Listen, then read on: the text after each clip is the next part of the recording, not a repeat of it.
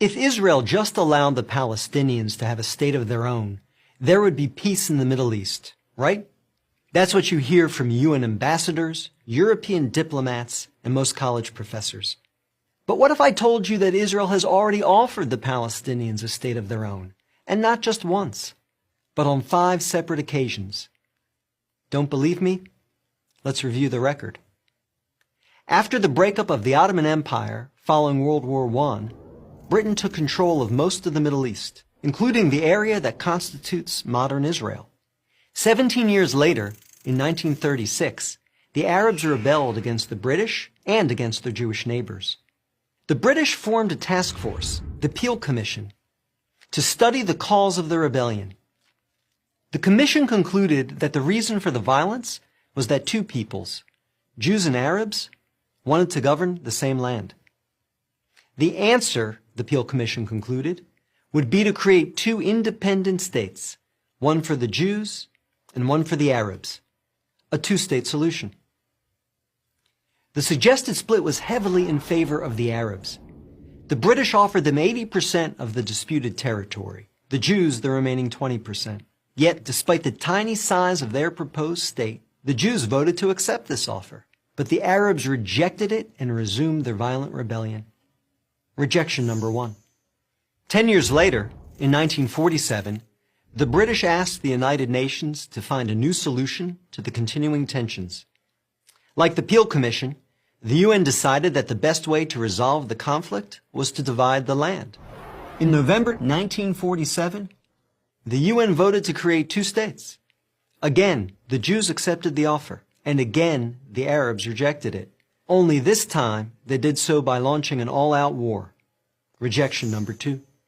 Jordan, Egypt, Iraq, Lebanon, and Syria joined the conflict. But they failed. Israel won the war and got on with the business of building a new nation. Most of the land set aside by the UN for an Arab state, the West Bank and East Jerusalem, became occupied territory. Occupied not by Israel, but by Jordan. 20 years later, in 1967, the Arabs, led this time by Egypt and joined by Syria and Jordan, once again sought to destroy the Jewish state.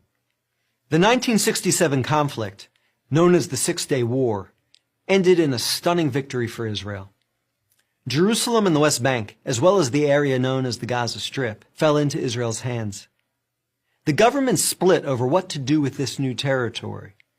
Half wanted to return the West Bank to Jordan and Gaza to Egypt in exchange for peace. The other half wanted to give it to the region's Arabs, who had begun referring to themselves as the Palestinians, in the hope that they would ultimately build their own state there. Neither initiative got very far. A few months later, the Arab League met in Sudan and issued its infamous 3 no's. No peace with Israel, no recognition of Israel, no negotiations with Israel. Again, a 2-state solution was dismissed by the Arabs, making this rejection number 3. In 2000, Israeli Prime Minister Ehud Barak met at Camp David with Palestinian Liberation Organization Chairman Yasser Arafat to conclude a new 2-state plan. Barak offered Arafat a Palestinian state in all of Gaza and 94% of the West Bank, with East Jerusalem as its capital. But the Palestinian leader rejected the offer. In the words of U.S. President Bill Clinton, Arafat was here 14 days and said no to everything. Instead, the Palestinians launched a bloody wave of suicide bombings that killed over 1,000 Israelis and maimed thousands more, on buses, in wedding halls, and in pizza parlors. Rejection number 4. In 2008, Israel tried yet again. Prime Minister Ehud Olmert went even further than Ehud Barak had, expanding the peace offer to include additional land to sweeten the deal. Like his predecessor, the new Palestinian leader, Mahmoud Abbas, turned the deal down. Rejection number 5.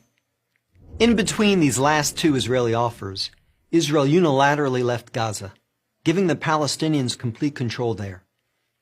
Instead of developing this territory for the good of its citizens, the Palestinians turned Gaza into a terrorist base from which they have fired thousands of rockets into Israel. Each time Israel has agreed to a Palestinian state, the Palestinians have rejected the offer, often violently. So if you're interested in peace in the Middle East, maybe the answer is not to pressure Israel to make yet another offer of a state to the Palestinians. Maybe the answer is to pressure the Palestinians to finally accept the existence of a Jewish state. I'm David Brog, Executive Director of the Maccabee Task Force for Prager University.